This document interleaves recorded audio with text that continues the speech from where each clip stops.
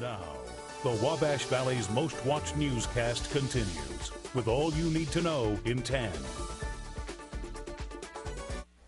Crews were busy Wednesday afternoon finding several field fires in the Wabash Valley. In fact, fire crews in Vigo, Sullivan, and Park counties worked quickly to keep things under control. The combination of dry conditions and windy weather fueled these fires.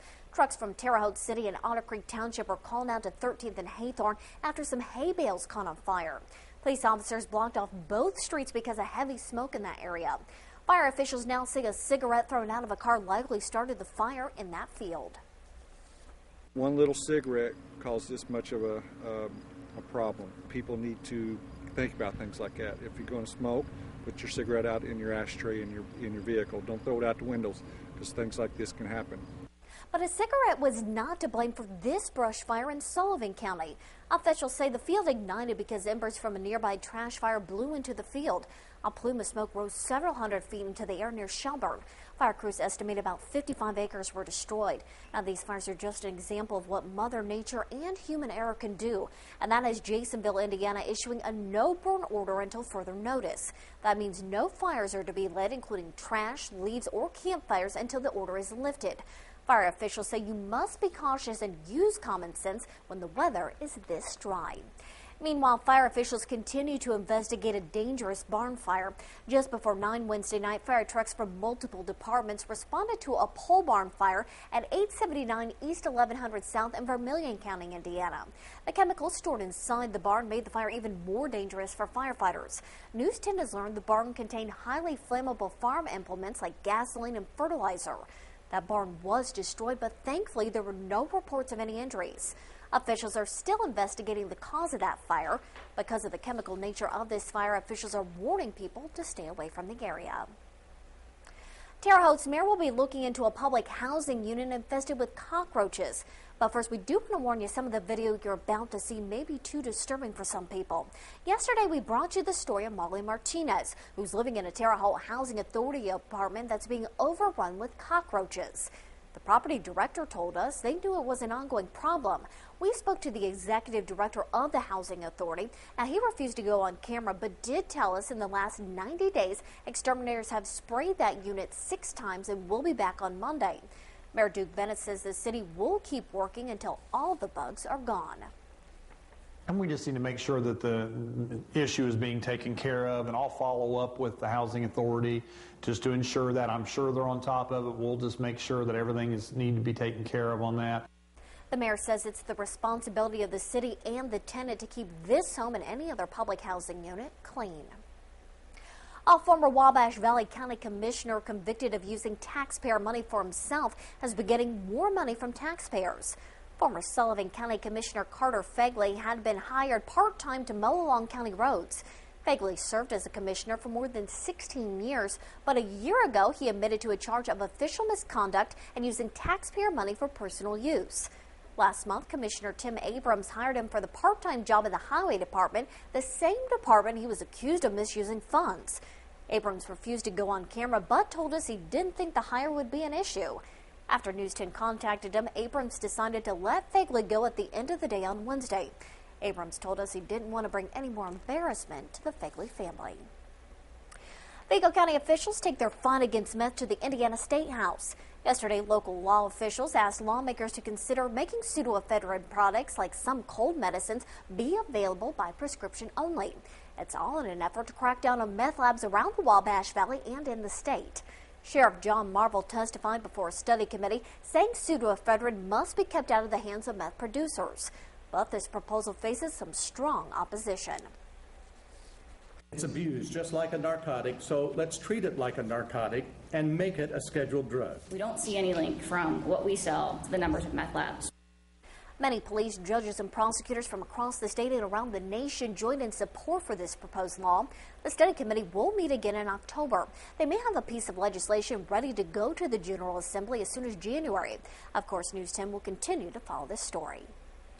Now, the Wabash Valley's most watched newscast continues with Storm Team 10 meteorologist David Wire, certified by the American Meteorological Society.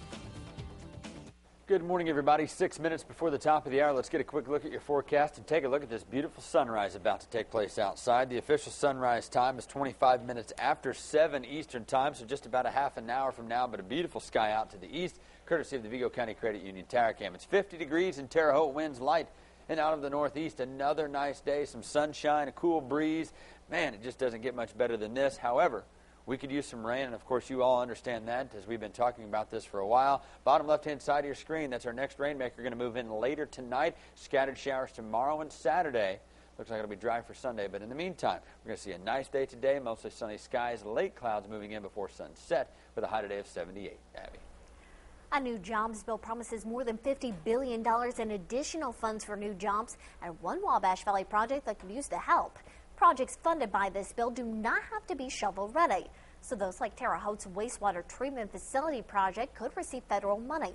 Over the next 20 years, the facility will be upgraded to meet EPA guidelines.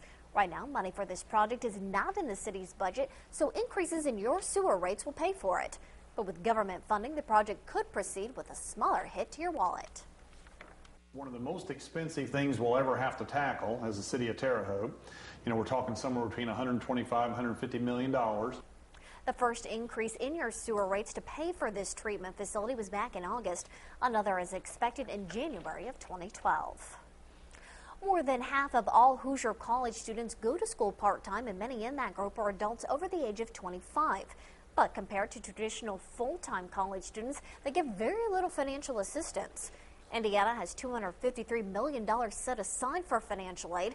However, there's only a little more than $5 million for part-time students, many of whom are adults. And over the past 2 years, part-time students have grown from 1/3 to more than half the population of Hoosier College students. Obviously, we need more money. So student loans is the only option we have, which obviously you have to pay that back, and there's no default on those. The State Budget Committee and the Commission for Higher Education met on Wednesday to discuss financial aid. One proposed change included an aid fund specifically for part-time and adult students. A special food fair will take place later today in the Wabash Valley. Vigo County is hosting a Going Local food fair at the Wabash Valley Fairgrounds. It'll take place in the Floricultural Building from 5 until 7 p.m. This event is in conjunction with the Going Local Week state program. The idea is to challenge Hoosiers to eat at least one locally grown or produced food product at each meal this week.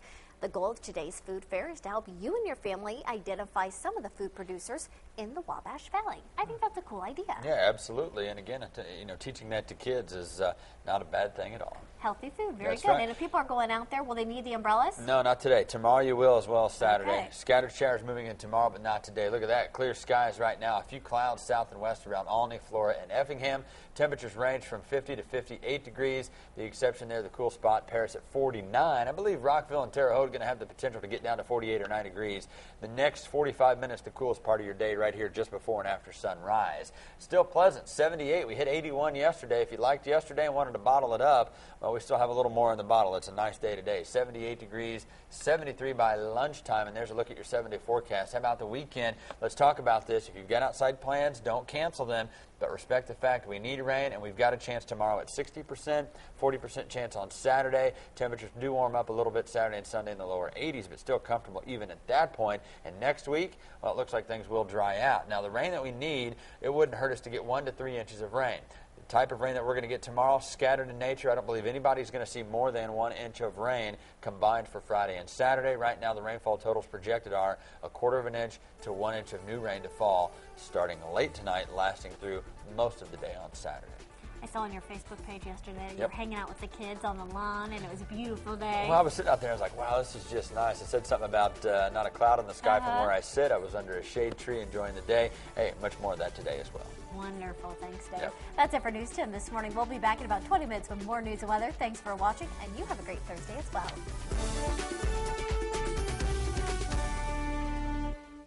This has been the Wabash Valley's most watched newscast, News 10, leading the way.